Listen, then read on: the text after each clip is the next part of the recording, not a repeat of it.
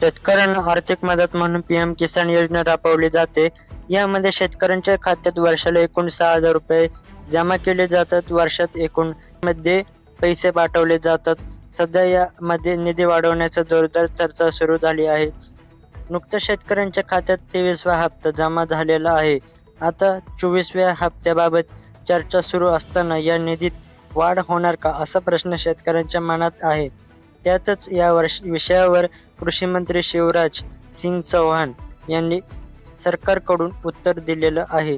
दरम्यान गेल्या काही महिन्यांपासून पीएम किसान योजनेच्या वार्षिक आर्थिक मदतीत वाढ होणार असल्याची चर्चा सुरू आहे.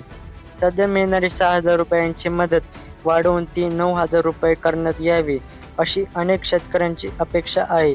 त्यामुळे 24व्या हप्त्याआधी सरकारकडून मोठी घोषणा होण्याची शक्यता व्यक्त केली जात आहे. पण यावर आता केंद्र सरकारने स्पष्ट भूमिका मांडली आहे.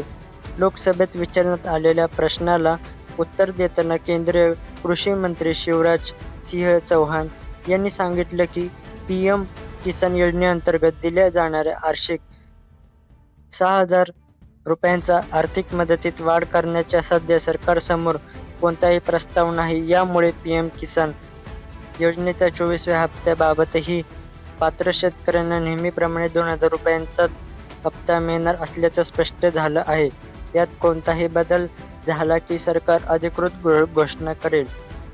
तर हा व्हिडिओ जास्तीत जास्त शेअर करा. आपल्या चॅनलला अशाच अपडेटसाठी सबस्क्राईब करा. तर भेटूया पुढच्या व्हिडिओमध्ये.